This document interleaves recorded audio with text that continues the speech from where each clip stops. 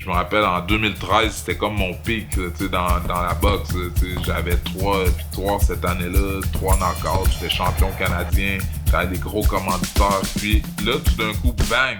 5 ans plus tard, j'étais à la retraite, j'étais plus un boxeur professionnel. Puis moi, je m'identifiais beaucoup à ça. C'est comme si j'avais fait construire ma confiance, construire mon identité avec ça.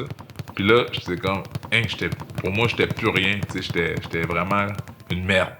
Je m'appelle Éric Martel Baweli, j'ai 43 ans et j'habite à Québec. Je me suis rendu compte en faisant une dépression, puis en pensant, en ayant toujours des idées noires, puis en voulant s'enlever la vie, c'est là que tu te rends compte que dans le fond, t'es malade. Un de mes amis m'a écrit, puis il me dit tu voudrais être dans mon équipe de Movember. Et lui, il savait que j'avais eu des difficultés, mais ils savent que je parle de la dépression, tout ça, donc ils savent que ça me touche. C'est là que j'ai dit, OK, ouais, c'est clair que ça, c'est une cause qui me touche.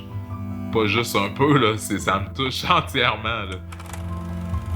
L'image que tu veux projeter aux gens, c'est d'être le boxeur poids lourd qui a été champion canadien, puis qui est solide, tout ça. Puis que même s'il se fait knocker, il se relève, puis il continue. Mais là, c'est pas juste un combat de boxe, là, c'est ma vie, là.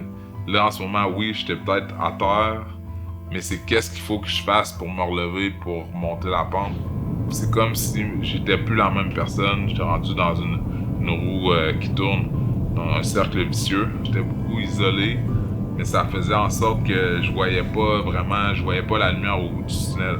Pour moi, je dis toujours win the day, tu sais, gagne chaque journée. Tu sais, chaque jour, quand tu réussis, puis tu te couches, puis t'es heureux, puis t'es fier de ce que t'as accompli, mais ça te donne confiance. Fait qu'aujourd'hui, juste de vous parler aujourd'hui, pour moi, c'est une victoire.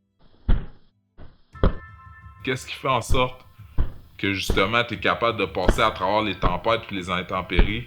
Mais c'est parce que t'es fort, t'es fait fort. Mais c'est pas juste une question physique, c'est une question mentale aussi. Je savais que j'allais plus boxer, mais qu'est-ce qui m'intéresse, c'est me retrouver des nouvelles passions. C'est à ce moment-là aussi que j'ai commencé la course à pied. Puis la course à pied, c'est devenu une passion, une nouvelle passion, quelque chose qui me motivait à me lever le matin, à dire « Ok, je commence ma journée avec une course. » Par la suite, en ayant fait ça, j'ai rencontré une femme formidable avec qui j'ai bâti une famille, que j'ai maintenant une maison, tout ça, puis vraiment d'avoir une magnifique petite fille qui est en pleine santé, ça n'a pas de prix. Puis aujourd'hui, je me dis, je vais vivre jusqu'à 100 ans.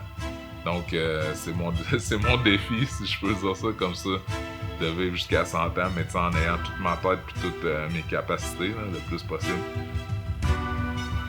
Avant, c'est comme si j'étais toujours focus sur vouloir devenir champion du monde.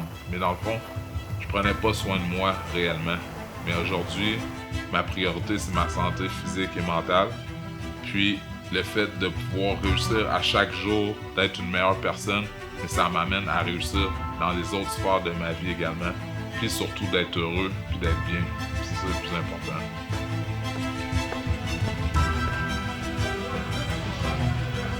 Mohamed Ali disait « Aider les autres pour s'aider soi-même ». Donc j'ai l'impression que plus que j'aide les autres, plus que je m'implique dans des trucs comme Movember, mais plus que je m'aide aussi moi-même.